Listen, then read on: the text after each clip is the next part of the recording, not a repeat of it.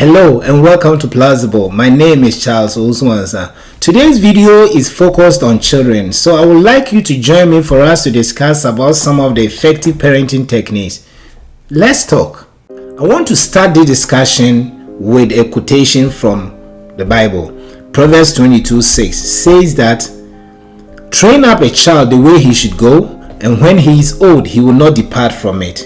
If we examine this verse, realize that it has the present and the future dimensions to it. The present is where the training occurs, and the future, when the children are old, what they make of the training they had received. And the scripture did not say that when the training is good, then the children will not depart from it. No, it says that once you have trained them the way they should go, whether it was good or bad, they will not depart from it. This put us as parents in a critical position, because whatever training that we give to these children becomes the foundation upon which they will build their future. And the materials that we give them will become the material they will use to construct this future life they are going to live.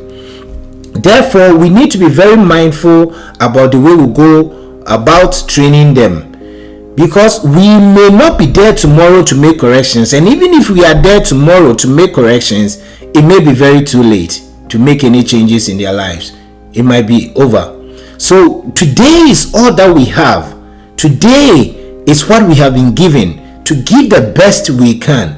That is why I want you to join me for us to discuss some of the parenting techniques that we can learn to be able to improve the way we raise our children. Let's take a few minutes to discuss some of the effective parenting techniques that have proven to be very, very effective over the years. 1. Children must be taught how to think, not what to think. It is always easy to push the what to the children. Sit down, eat your vegetables, go to school, come back, do this. With time, they will learn to adopt to the culture of the home that we are raising them, but that doesn't make them good thinkers. To be a good thinker is to be able to come up with decision, examine the evidence you have before you, examine the facts, the data before you, to come up with a decision, to come up with a choice, to come up with an idea. If you are unable to examine your circumstances, whatever you have within your circumstances, to come up with a decision, to come up with an idea, then you are not a good thinker. Merely following instruction doesn't make you a good thinker. That is why we parent, obviously we know better, but it is not right for us to dump this idea upon the children. We need to bring them up so that gradually they come to know the good we know and be able to choose it, so that tomorrow when we are not there, they will be able to examine the evidence they have before them. They'll be able to examine the facts they have before them and come up with an idea, come up with a choice, come up with a decision, come up with how to live their lives without us, because they are capable of processing information themselves. This is a gift we cannot deny our children. 2. We must cultivate independent thinking in our children. Cultivating independent thinking in our children would mean that we help them to start making little choices every day. We always give them options to start making choices, so that they will learn to trust in their own decisions. They will come to know that I possess enough intelligence to make choices. But if we always make choices for them, when they grow, they will always run back to us to confirm decisions they are making or give them permission to go and do certain things. In that case, they have become mentally dependent on us as parents, and that is very terrible. You don't want your child to come back home as an adult and say that, "Mommy, I'm trying to have a baby with my husband. Should I go ahead and do it?"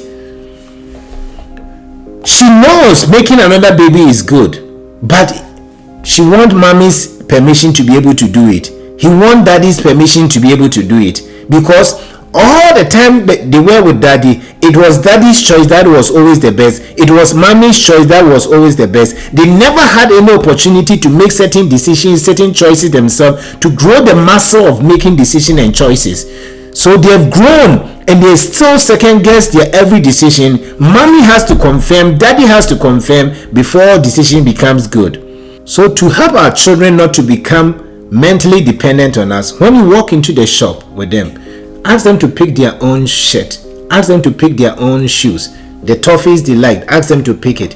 When they bring it to come and show you it's not good enough, you can help them to modify their decision. But always respect it and let them know that they are intelligent enough to make such decisions. So gradually they'll be building muscles. If finally they brought a shoe you accepted and said, oh, okay, it's nice. If you want it, keep it. Then the child gets to know that, oh, okay, so I chose this and mommy said it's okay. Then it means that I have the intelligence to be able to pick right things.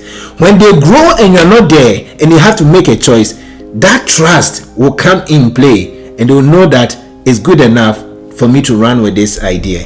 This is also another gift we can give to our children to make their future lives much better. 3, we must drop the authoritarian parenting. For God's sake, our homes are not military camps where we command every move of our children. We are not in a battlefield. So we must allow children to express themselves. We must allow them to make mistakes so that we know the stupidity in their hearts and correct them. Otherwise, if we command every move of our children, they will comport themselves whilst we are watching. They will comport themselves while they are still with us. But the day they will step outside our doors, they will execute all the stupidity they have piled up in their hearts over the years. Why? Because we have not given them room to express them before us for us to correct them. So some parents will look at their child when they are in college and they wonder that's the child they raised. Yes, that's the child you raised, but you never knew that side of them because you never gave them chance to express it. You were busy commanding them left and right. How would you know who they really are? That is why scripture did not say that command the child the way he should go. No, he says that training requires giving instruction and allowing the student, the learner, to practice. They may fail, then you correct. They may fail, then you correct. Eventually they get the concept and be able to run with it. But if you become the commander daddy, commander mommy, and keep commanding everybody in the house, you will never know who your children really are. So they will grow old. They will step out there. They will be old.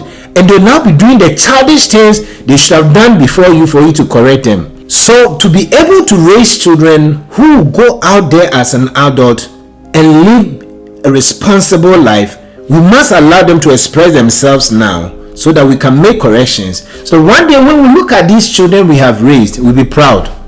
4, don't cast total shadow on your children. Leave room for them to shine. One way we can do this is by allowing the children to do certain things on their own and come up with results. So if they need certain toys, don't buy it for them. Let them buy from the allowances you give them. Let them buy from the little savings they make. Not because you cannot provide them with their needs. That is not the point. The point is that you are trying to build in them the ability to achieve personal honor, personal glory through achievement. If you take these things from them, when they leave, they will not have any self-worth in them, the ability to know that they are worth something. They will always go about in life doubting their own abilities. You see, that is why when God made man and put him in a garden, everything was there, but God intentionally left room for Adam to shine because he brought the animals to him for him to name them. God could have named them before making him, but he chose not to name them. He said that, my boy, you go ahead and name them. So Adam, knowing that creation was given to him, he knows that at least the naming of the animals, he's the one who did it. We can also do that for our children. We must be able to give room for them to shine. Little room for them to shine. So that tomorrow when we are not there, they will know they have their own worth. They have their own glory, not what mama cast on them, not the glory daddy cast on them, but their own personal glory will be inside there and they'll be able to use it to face life wherever they go. Lastly, we cannot end this discussion without talking about love, but I want to tackle love from a different perspective. We can love selfishly without knowing, and selfish love is when the love makes us feel good without being beneficial to the beloved. So whenever we love in a way that denies good to the person we are loving, that is a selfish love. So whenever you love your children so much that you will not discipline them. When you love your children so much that you show them from the truth. When you love them so much that you keep every obstacle from their way. That is selfish love. It's a love that makes you feel accomplished. It's a love that makes you feel like you are a very good mother or a good daddy. But that is a very selfish love. Genuine love will not withhold discipline. Genuine love is always truthful. Genuine love will always allow children to experience the realities of life. Not that you want to expose your children to danger, no, but you will not remove every little obstacle from their way.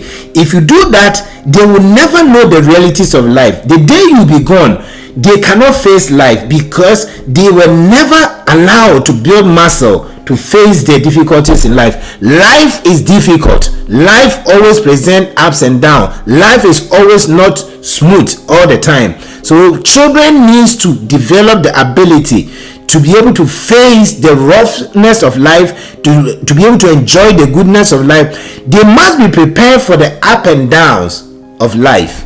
Our love for them must permit us to allow them to experience these things. So to conclude, we must help our children to be good thinkers by helping them with the reason why they should do everything we ask them to do. Secondly, we can help their children to be independent thinkers by giving them options, and out of the options we encourage them to make a choice. Then thirdly, we drop the authoritarian parenting and allow children to express themselves so that we get to know what is in their heart and correct them. And lastly, we should be able to help the children to be able to have room to shine. And also, our love for the children should not withhold discipline. Our love for the children should make us tell them the truth and help them to experience the realities of life. Definitely, I want to hear your opinions about how to raise children. Some of the things that are out there that are not in this video, please, you can drop them down in the chatting, in the comment boxes, so that we learn from one another. We learn to raise our children together, so that one day when we look at the children we have raised, we will all be proud. God bless you.